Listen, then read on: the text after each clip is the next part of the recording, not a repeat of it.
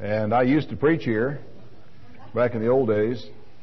Well, it seems like a long time since I've been here to visit with you folks, and I'm delighted to be back today. It's good to be you. It's Charlie's fault that I haven't been here in so long. So if any of you want to give somebody a bad time, see Mr. Gross about it.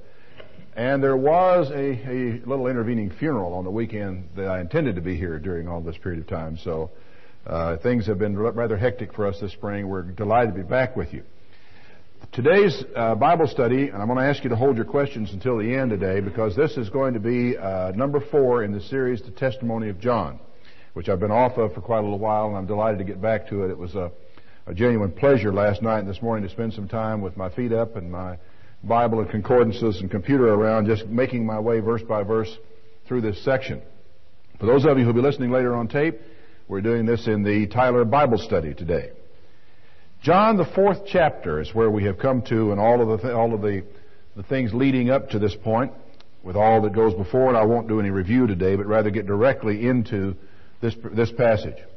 When therefore the Lord knew how the Pharisees had heard that Jesus had made and baptized more disciples than John, although Jesus himself did not baptize. I guess physically he did never put anyone under the water. I gather only his disciples did that. But when he learned that the Pharisees were becoming aware of his success, if you want to call it that, he left Judea and departed again into Galilee. Presumably, it was essential that he be able to get out of the way for the time being. He seems all the way up until his final arrest to have been able to go and come in spite of the fact that he was accused of blasphemy, and that in many cases they actually had, I suppose in a modern equivalent, had contracts out on him, because it says specifically that they tried to kill him, set out to slay him.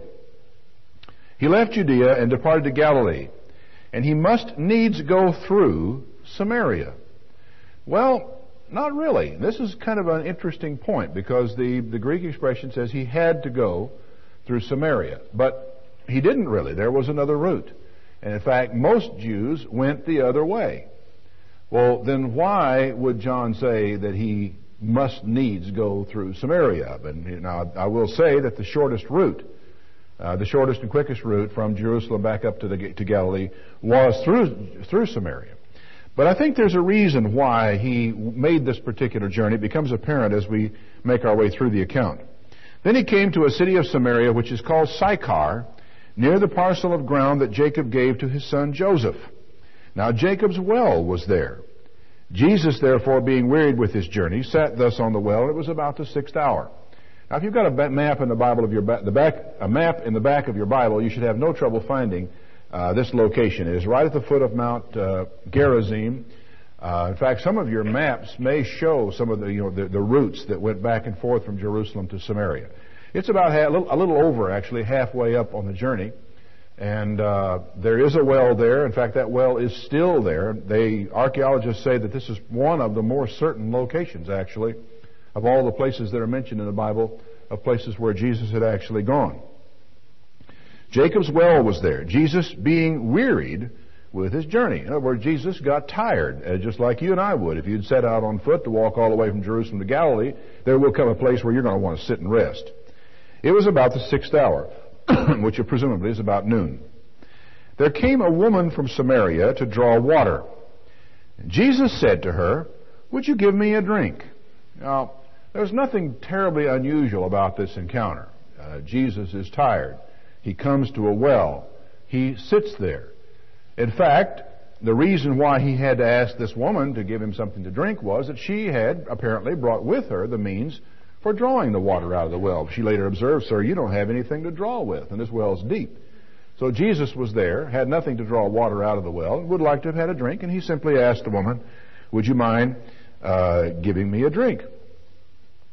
The woman of Samaria said to him, "How is it that you, being a Jew, asks drink of me, who am a woman of Samaria? For the Jews have no dealings with the Samaritans." Now, right off the bat, she could tell that he was a Jew. She looked at him. She heard his voice, heard his accent, saw the clothes he wore. But whatever it was, she knew that he was a Jew without him having to tell her. He might not have been. There were other people in this world. But I suspect that his garments and his physical appearance led her to believe that he was a Jew. Now, there is nothing terribly unusual about this woman's response to Jesus. When you understand that these people have been treated like dirt all of their lives by Jews, when you realize that the enmity that has existed all the way from the return from captivity under Ezra and Nehemiah that has existed between these people, some of it created by her forefathers, some of it created by the Jews. You know, Jews had, in the process of going through this area, when they had tried it, some cases had gotten beat up and mugged in the process. And that wasn't the only reason. They went the long way around Samaria because they had nothing but contempt for the Samaritans. So when you've been snubbed again and again and again by Jews for whatever reason it was that this Samaritan woman had been, you can kind of understand why she might come back and say, hey, well, big deal. How is it that you, being a Jew, ask a drink of me, a woman of Samaria? I thought you people didn't speak to us people. Well, Jesus said, if you knew the gift of God and who it is that says to you, give me to drink, you would have asked him and he would have given you little living water. Now, what's fascinating in a lot of ways about this is, she is in an understandably belligerent mood about this time. Maybe a little sarcastic, maybe not ready for a fight, but at least ready for a put down. Jesus does not respond to that at all, really. He doesn't tell her, oh, look, you're wrong. We Jews are really nice people. There's no justification, no explanation, no nothing. He just deflects her anger, if that's what it is, and says, if you knew who it was that was talking to you, you would have asked of him, and he would have given you living water. The woman looked at him and said, Sir, you have nothing to draw with, and this well is deep. Now you just tell me where you're going to get this living water. Are you greater than our father Jacob, who gave us the well and drank thereof himself, and his children, and his cattle? Now, there's a really interesting point in this verse. I don't know if you noticed it in the process of reading through here. What do you recall about the Samaritans? You recall that when the Babylonians took this country captive and they carried all Israel away, that they then brought into the land non-Israelites to populate the land so that it wouldn't just be overgrown. Okay? So people from all over the Babylonian Empire, strangers and what have you, were brought into this land and settled there. Well, they had a problem with the land because lions were killing people and what have you, so they said, look, the people don't understand the way of the God of the land, so maybe you better send us back some people to teach them the way of the God of the land. So these people came back, and of course they brought back the scriptures, and they taught the people about Jehovah. They taught the people about the God of the land, and they dutifully learned all this. Now, I believe it's 2 Kings 17 that carries the story about all this. It says, so these people feared the Lord, that is, feared Jehovah, and worshiped their own gods. So from the years and so forth that followed, these Samaritans would have a syncretism, that is, a combined form of religion that involved their own pagan customs and involved the law, that is, the Pentateuch, Genesis, Exodus, Leviticus, Numbers, Deuteronomy, and so forth, which they used as the formulation and the fundamentals of their religion. Well, now, by the time this exchange takes place with Jesus and the woman at the well, these people have basically the dominant consideration in their religion is the Samaritan Pentateuch, as it is called. That is their version of the Old Testament. Now, they, of course, knew a lot more than that. They also had the prophets and so forth. What is intriguing about that is that this woman who is a Samaritan says, our father Jacob dug this well.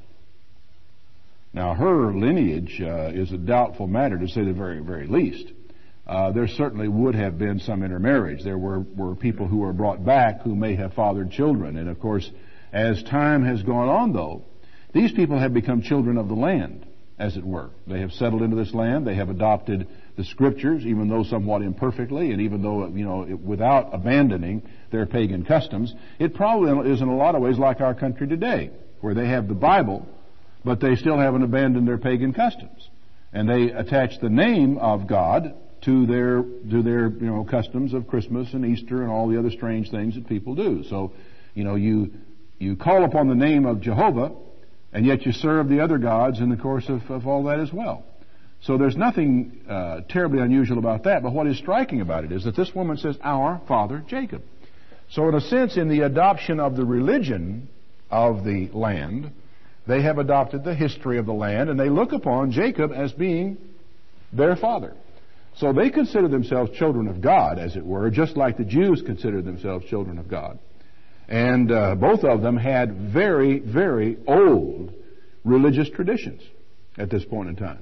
The Samaritan tradition, not quite as old, because it really only went back to the time of the captivity, but nevertheless very old and very strong, and these people leaned very heavily on that, and they had begun to build in themselves their own kind of relationship with God.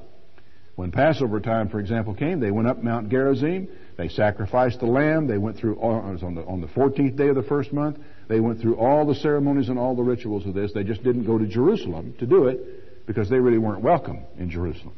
To some extent, the development of worship at Mount Gerizim, as it did, may very well have been a function of the fact that they simply were not welcome in Jerusalem. That had they attempted to go there, they would have been rejected.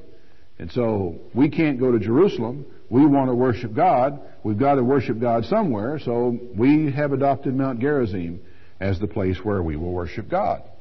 So the woman responding to him and says, Our father, are you greater than our father Jacob that gave us this well? And he drank of this himself and his children and his cattle? Jesus answered and said to her, Whoever drinks of this water shall thirst again. Notice again, he deflected the question. He did not address any of the provocative parts of her statement. This is, by the way, just as a little side lesson for all of us, a very good way to go about handling this type of a discussion. That when people are making provocative statements like this, instead of directly answering the statement, deflect the statement. Deflect it with a question. Deflect it with something else, which is the way Jesus handled it. Whoever drinks of this water, ignoring completely the question of whether he had a rope, whoever drinks of this water, will thirst again. But whoever drinks of the water that I will give him will never thirst. But the water that I shall give him shall be in him a well of water springing forth unto everlasting life. Now, Jesus, of course, himself and the Holy Spirit is typical in the Bible of that living water that a man drinks of it, he will never thirst. But what is kind of interesting to me about this in passing is that there is such a thing as a spiritual thirst. And it often is not recognized for what it is. I read somewhere once upon a time that the body often starts interpreting thirst as a desire for something else. A physical thirst I'm talking about now. Smokers, for example, go through this problem that the body actually gets thirsty, and because of the all the confusion that goes on, the body interprets the thirst as a desire for a cigarette, and so instead of going and getting a glass of water to quench your thirst, they actually light up a cigarette, which is going to wind up making them even more dry and even more thirsty, and possibly has something to do with the characteristic skin that people get who have smoked all their lives. Now, there is, however, a spiritual thirst in man. Man was made incomplete. Man was made with little interlocking points on him, as it were, that had to finally someday be locked up with something else. There is a thirst for God in man that God put there, quite understandably. And Jesus, speaking of that thirst, said, if you just asked me, if you just knew who I was, and if you had just asked me, I would have given you that living water that a man would drink of it and would never again have that thirst. And the woman said to him, Sir, give me this water that I thirst not, and I don't want to have to come here anymore to draw. Now, there is still an attitude here, right? There's still an attitude. She's just not really settled in her mind about this man that she's talking to. She's made 2 or 3 runs at him, and he's deflected what she's had to say rather than coming back at her. But she has still got some hostility. Okay, give me this water. I'm tired of coming out here to draw water every day. I won't have to come out here anymore if you'll give me this water. Jesus said, once again, didn't even address what she said. He said, Go call your husband and come here. The woman, now this is not, by the way, an unreasonable request, because maybe he shouldn't be standing here, a single man talking to a single woman in this society. It's better if her husband was here. So he says, Go call your husband and come here. And she said, Sir, I have no husband. Jesus said, You have well said that you have no husband. You have had 5 husbands, and he that you now have is not your husband. Now you have said something that is the truth. Now you have said something that is the truth. The woman said to him, Sir, I perceive you're a prophet. I think you've been having me on. I realize, it's something, all of a sudden it dawns. So she has an attitude. Her attitude is understandable, if not justifiable, but it is understandable. And as she's, keeps coming back with him, finally he hits her with this, and she is smart enough to realize, based upon what she has just heard, and possibly to some extent on Jesus' manner or his spirit or his charisma, if you will, that there's something more here than meets the eye. And she said, "Sir, I think you're a prophet." And she herself then brings up the argument of the day. "Our fathers worshipped in this mountain, and you say that in Jerusalem is the place where men ought to worship." The old argument between Mount Gerizim on the one hand and Jerusalem on the other. But even here, there may be some sour grapes or some attitude because of the fact that, well, you say Jerusalem is the place to worship, but our fathers have worshipped on this mountain from time immemorial. We know God, just like you know God. We know the same God. We try to follow that God. We have His law. Jesus said to her, "Woman, believe me, the hour comes when you shall neither in this mountain nor yet at Jerusalem worship the Father. You worship, you know not what." Now that's a little bit of a rebuke. And he's right, of course. They had the law. They tried to keep the law. They had God's name. They could refer to Him, from the Scriptures by His name if they wished to do so. They knew who He was, but their worship, apart from the fact it was in the wrong place, Jesus does not even seem to think that the question of place is that important. He brushes it aside. The time's coming, woman, when it's not going to be here or there. That's not the point. He said, "You don't know what you worship. We know what we worship, for salvation, after all, is of the Jews. But the hour comes, and now is." This isn't something in the far-off future. It's here. "When the true worshipers shall worship the Father in spirit and in truth. For the Father seeks such to worship Him. God is a spirit, and they that worship Him must worship Him in spirit and in truth." Now forget about your mountain, and forget about our mountain, and forget about the fact, if that's where it was a problem to her, that your people weren't welcome in Jerusalem, even if you agreed that that was the place to worship God. Just forget about all of that. You don't understand what you're worshiping. The time is now for people to worship God in spirit and in truth. And it's not a function of place, and all this bickering and argument that our peoples have been engaged in for generations are not very meaningless. The woman said to him, "I know that the Messiah is coming." She said that almost as a question. Now, how in the world did she know that? Well, these people have been reading the Bible. They'd had it for generations. The messianic expectations of the Jews in Jerusalem were shared by the people of Samaria, obviously.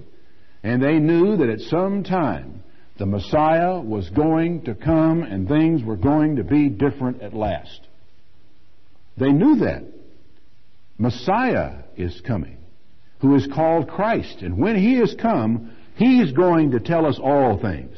Now, it's very revealing, because this tells us that the Samaritans not only had the law, but they also expected the Messiah, and they expected some relief from the Messiah. They expected some clarification from the Messiah. They expected some resolution of the difficulties and the struggle and the problem with people coming about from the Messiah. So she said, when He comes, He's going to explain all this to us, and we're finally going to understand these things. Jesus said to her, "I that speak to you am He." Now, this is stunning. Do you realize that this is the only place in the New Testament where Jesus voluntarily, without a request or an asking of anything of the sort, volunteers that He is the Messiah?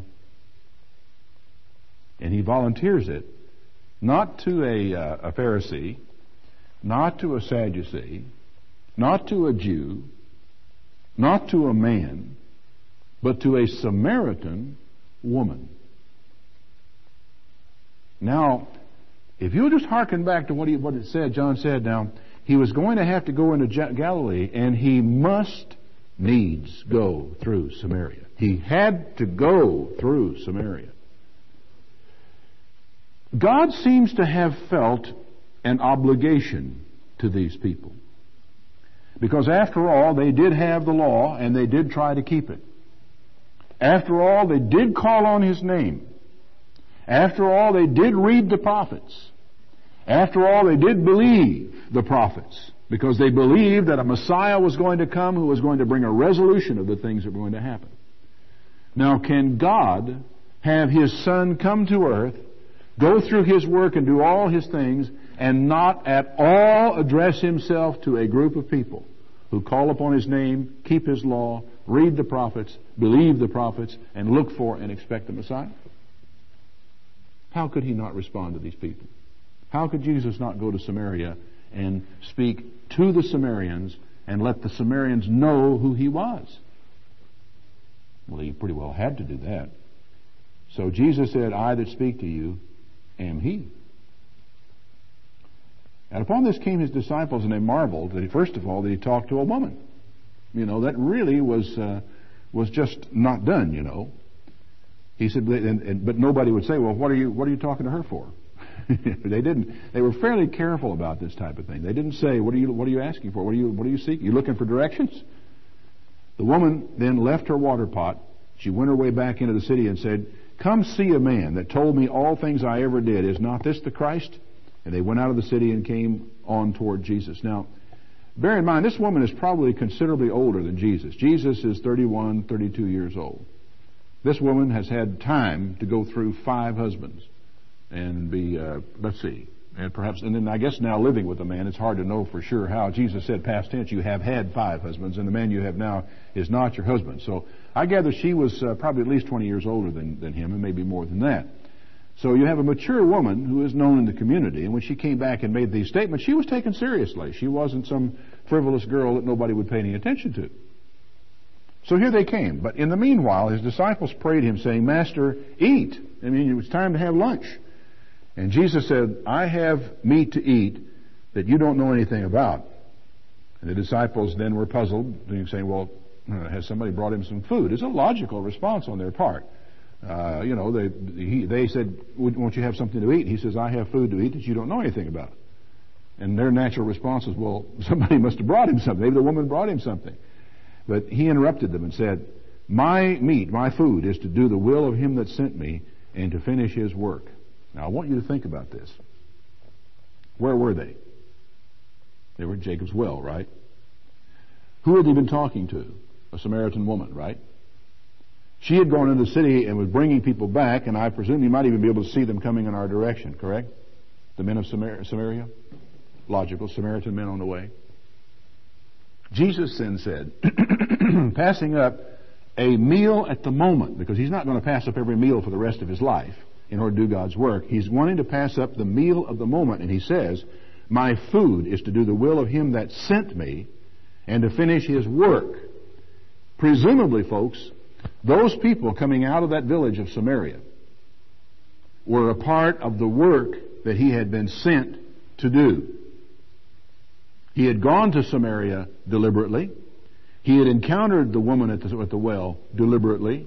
He had accepted her little provocative speeches quite consciously and carefully. And He had deflected all of her questions and answers to the point where He was able to provoke her into saying, well, we know the Messiah is coming, and then He'll straighten all this out. And the only time in His ministry where He ever volunteered this information without being asked, I that speak to you am He. And what is really striking is, she believed Him. Now here come these people. He said, don't you say there are yet 4 months and then comes the harvest? Behold, I say to you, lift up your eyes and look on the fields. They're white already unto harvest. Lift up your what? Your eyes. Look. Well, what could they possibly have seen? Samaritan men wandering through the field on their way to see Jesus. He that reaps receives wages and gathers fruit unto life eternal, and both he that sows and he that reaps may rejoice together. And herein is that saying true, one sows and another reaps. I sent you to reap that whereon you bestowed no labor. Other men labored, and you have entered into their labors. It's an interesting passage, one that we usually take out of context and speak of it, I think correctly, in general terms about the work, the harvest, the gathering of human beings into the kingdom of God, which is how Jesus speaks in terms of the harvest. But I think what is really important here to understand is that here are people who are not Hebrews, and yet who have claimed Jacob as their father, at least in a spiritual sense, because they have accepted the God of Jacob. Now they have accepted him alongside of other gods, to be granted, but they call upon his name, they keep his law, and so forth. They read the prophets, they believe the prophets. And so God then reaches out to these people to harvest from among them a people for his kingdom. Now, this is really important to John. These things are rather taken for granted for us in the 20th century. But the Christian religion, when it started, was perceived as a sect of the Jews. That in fact, many of the people who are themselves Christians thought of it that way. They were disciples of Christ as opposed to being disciples of some other rabbi. They believed that Jesus was the Messiah. They understood certain things about Jesus, but there were a lot of things that his own disciples did not understand about him.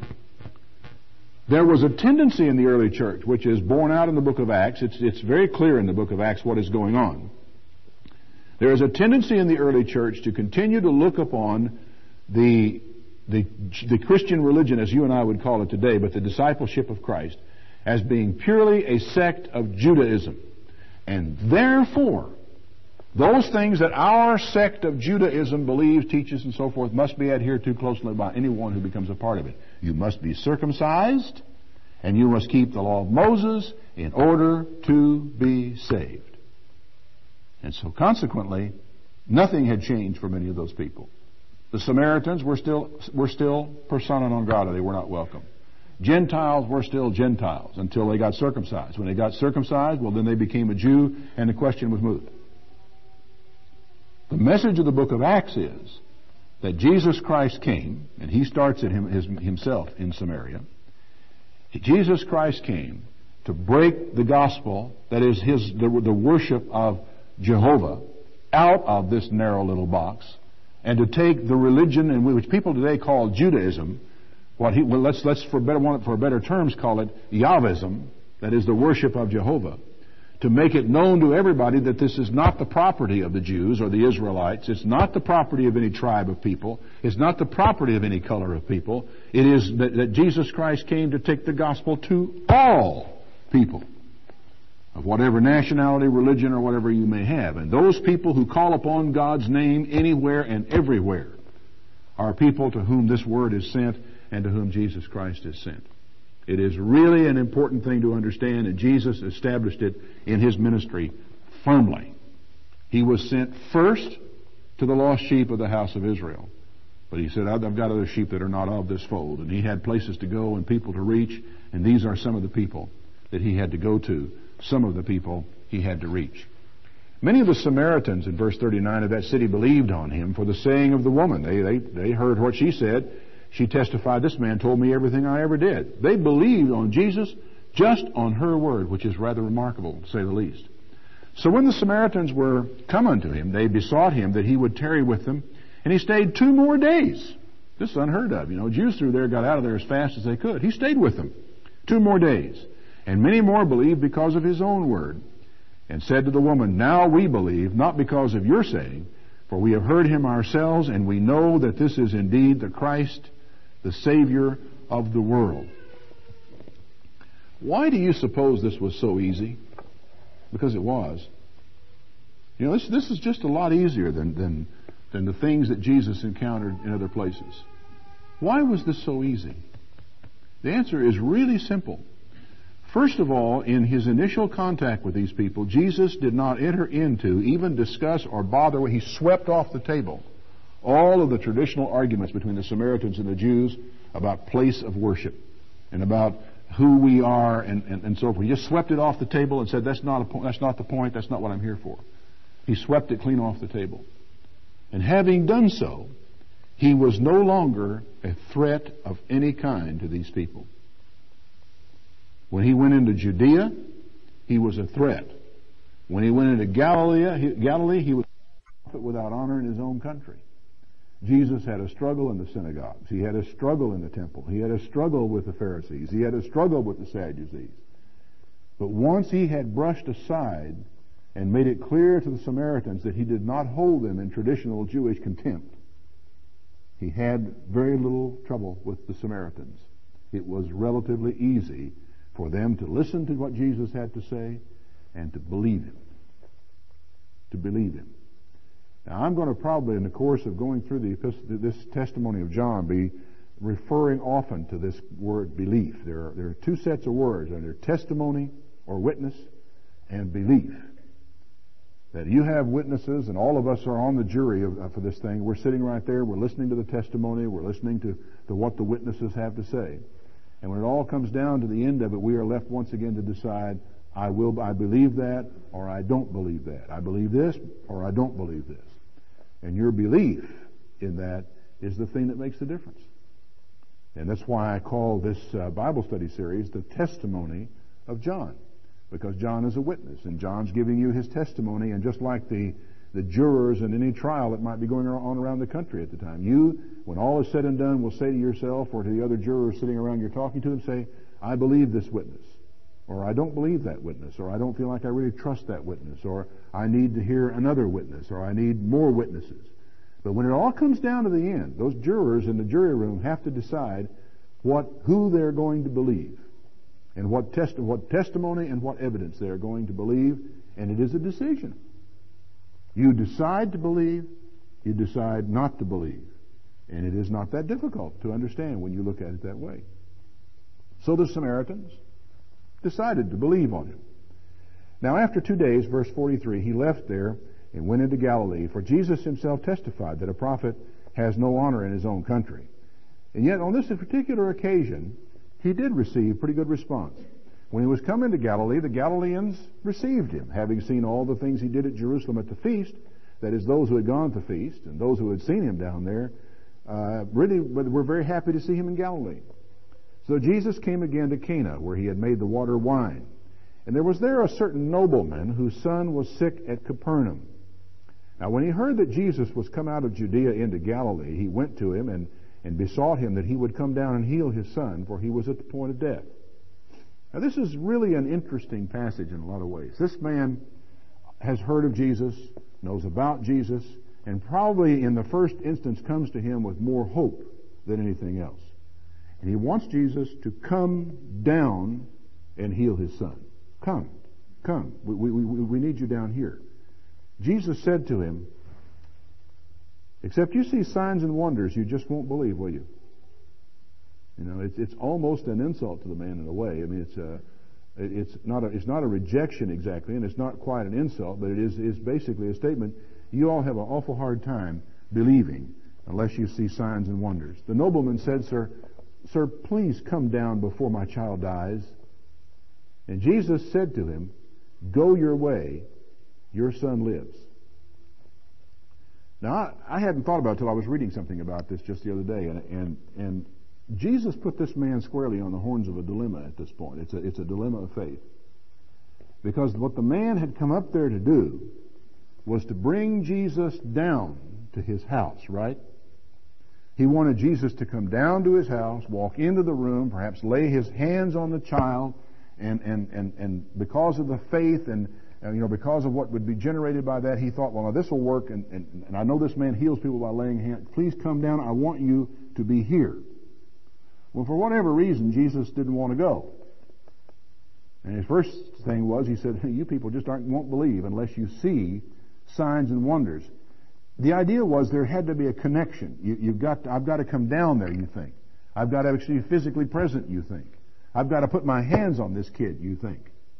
And I said, Sir, please come down, lest my child die. Go home, Jesus said. Just go on home. Your son is alive.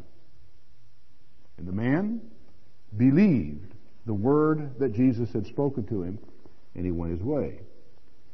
Now, he was placed squarely on the horns of a dilemma, because if he didn't go home, if he stayed there, if he kept pleading with Jesus to come on down, what does this say?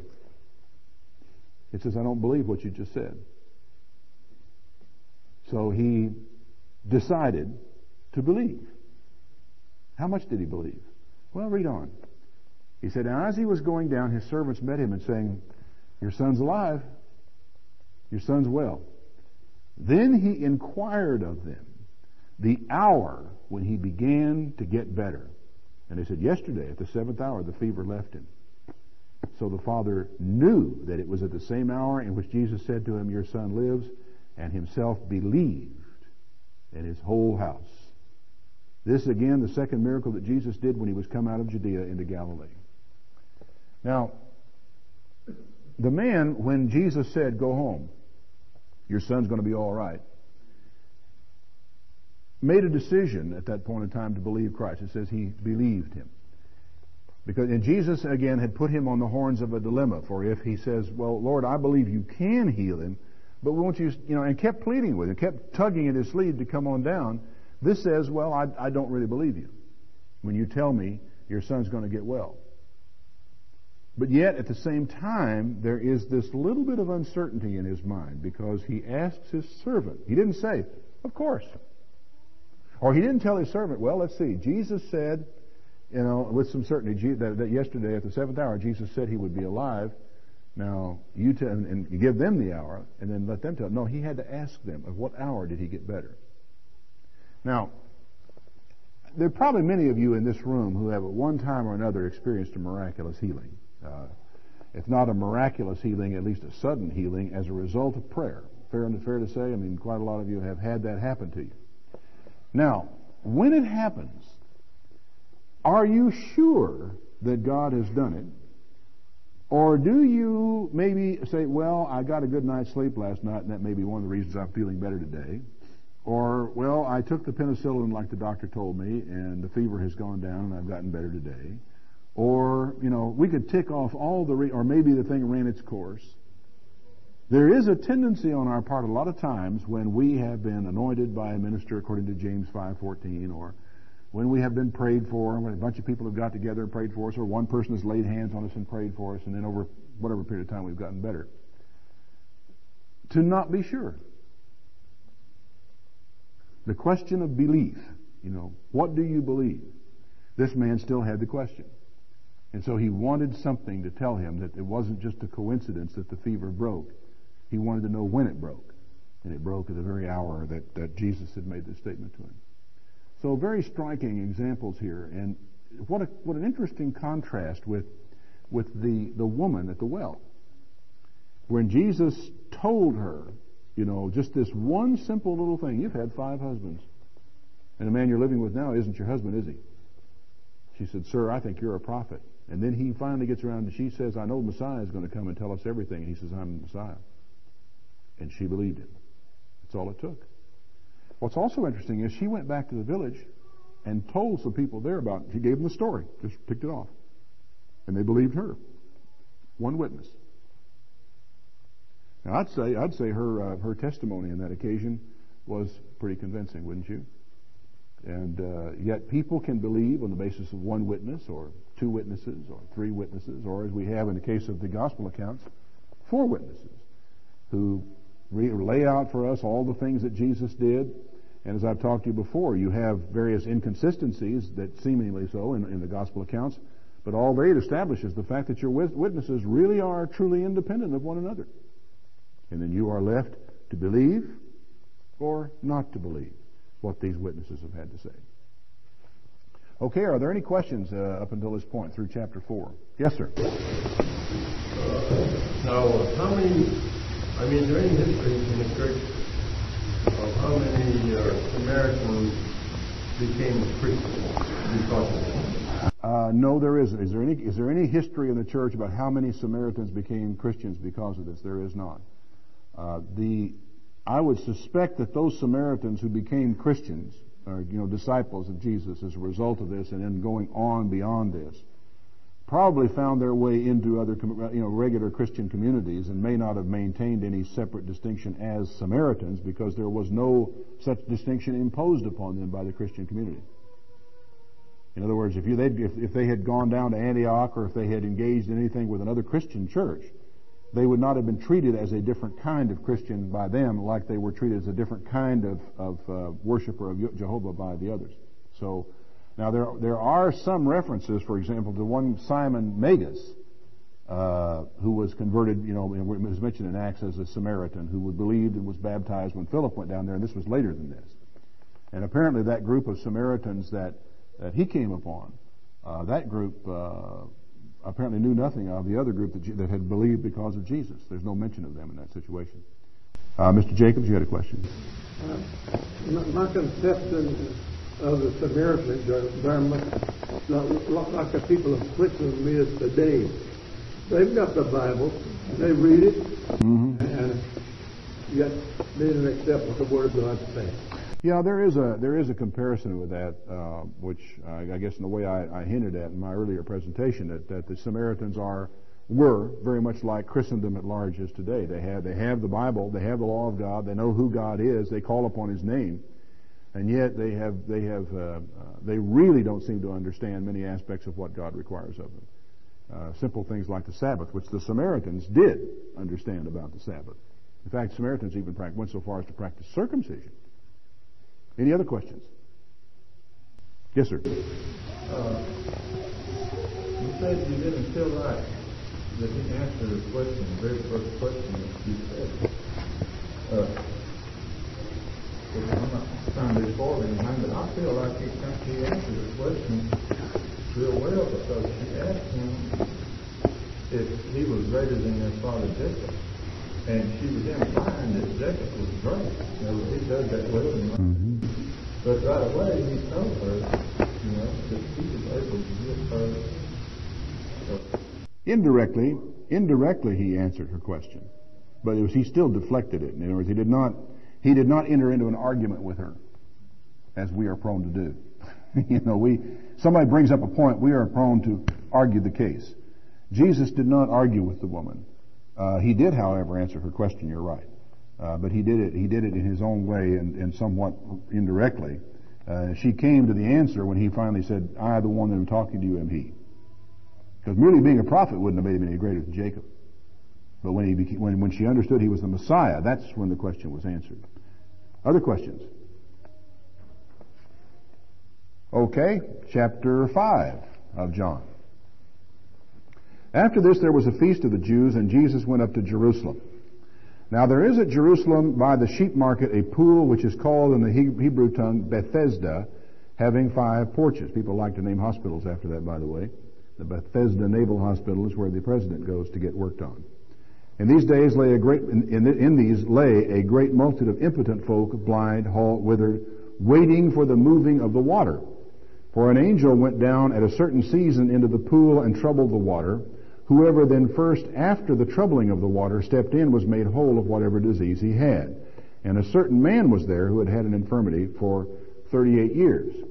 Now this is a really curious passage of Scripture, a very strange one. It troubles a lot of people, and they wonder about it. There's one thing you ought to know about this. That this passage, that begins with the word waiting for the moving of the water, all the way through verse 4, is not in any manuscript of the New Testament that can be dated before the 4th century. So that the oldest Christian manuscripts that have been found do not contain this passage of Scripture. However, it goes on to say that, the man answers Jesus later, and he says, "I have no man, when the water is troubled, to put me into the water. When I'm coming, another man steps down before you." That is in all of those manuscripts. So that the question then arises among scholars who have studied these manuscripts as to why they are not in the oldest ones and why it is found in the latest ones. These are questions that are difficult to answer with any certainty, but let me explain a couple of things about the text of the New Testament.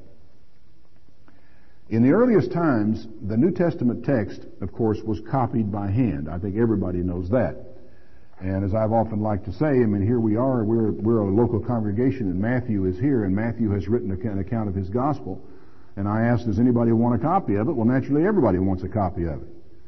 So the question is, how quickly did we sit down and start writing out copies of Matthew's and copies of Mark's and copies of John's Gospels? Now, John, you have to understand, his gospel wasn't actually written probably until well down into the latter half of the first century. So it was a late one that was written. And there's no question that people wanted these. Now, in the process of time, I don't know how early or how late a disciplined approach to the copying of these letters and so forth took place, but I expect it was very early, because they had the tradition of the scribes and of those people who had systematically copied the Old Testament to work from. Their approach had all sorts of checks and balances. One would read, others would copy. One of the things that is really interesting to know is that the people who copied and maintained these manuscripts were very, very careful of the Hebrew manuscripts I'm talking about at the moment. Were very, very careful to see to it that they were not defiled or treated disrespectfully in any way. So an old manuscript, when it was becoming too fragile to be used anymore, was generally burnt, because it was treated with that kind of respect. They would not allow it couldn't be thrown out in the trash heap. You couldn't just throw it away. And they felt that just simply putting it back on a shelf somewhere took a chance on it becoming improperly used or being somehow defiled, and so they did not allow that to happen. When a manuscript was worn out, it was burned. And so consequently, it may come as a surprise to many of you people that there are no Hebrew manuscripts as old as the vast majority of the New Testament manuscripts. There aren't any. There are no originals. Of course, they perished long ago. That was copied and carefully copied at that, down through all the generations and systematically kept, and the ones that were worn out were destroyed, so there wouldn't be a lot of copies wandering around. This is why the Dead Sea Scrolls became so interesting to everybody, is because they are so much older than any manuscript that they got of the Hebrew Bible. What's remarkable is the close comparison that they're finding in those texts with the Hebrew Bible. And it is a striking, thing to find that where they do find the scriptures that are in the Hebrew Bible, they're really extremely close. Very little in the way of variation at all in them. Now, the significant thing in all of this is that older is not necessarily more accurate and not necessarily better.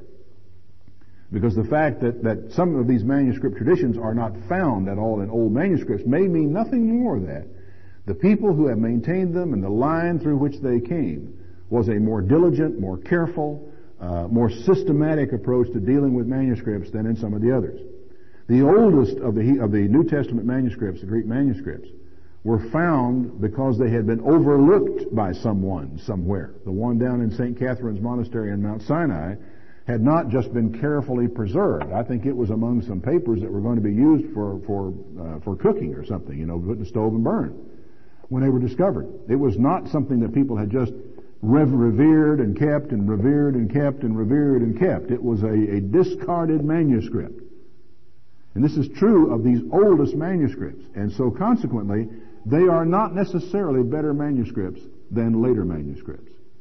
So you're kind of left with a question. Some of the people or scholars who have studied this have reasons why they feel it was probably not in the oldest ones. Others feel that it was probably put in as a gloss. In fact, the general agreement among scholars is now that it was included, that it actually began to find its way into manuscripts about the middle of the 2nd century. It's not in any manuscripts that are older than the 4th century, but that doesn't mean it wasn't in the manuscripts that predated those manuscripts. You follow me? Now, the question is, how did they get in there, or why did they get in there?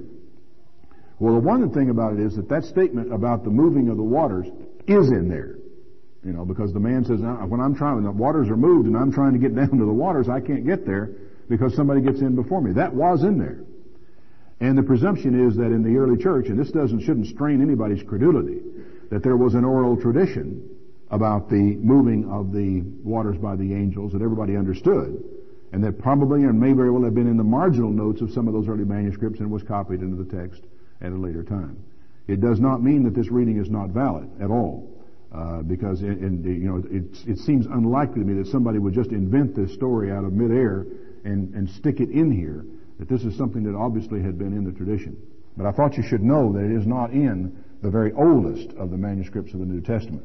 That in itself is not in any way disqualifying for a particular reading. This is rare, by the way, to find a passage of this size and scope that with a difference like that in the manuscripts. Oddly enough, it doesn't really change anything we believe about the New Testament, about Christ, about his message or his mission. or anything of the sort. If it's not in there, it resolves one rather interesting question, and that is the question of what in the world was God doing by sending an angel to stir up waters and have this jolly game of the first poor cripple that gets over to it gets healed, and none of the rest of the poor cripples get healed.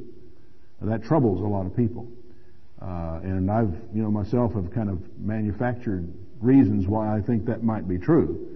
Why God might have been doing it, to keep hope alive, to make people realize that there was healing in God, and so forth. But it still leaves you with some difficult questions. That, of course, could be another reason why somebody took it out, if indeed it was removed from manuscripts. But it's a decision that I don't think that we have any way of really resolving. And so all you can do is look at the passage and take it as it is, and go on. Because, as I said, it does not change anything that I can think of relative to the theology of the church. Okay, we're at 10 minutes till. Anybody have any other last-minute questions before we break for church? Okay, you've been good today. We'll talk to you again.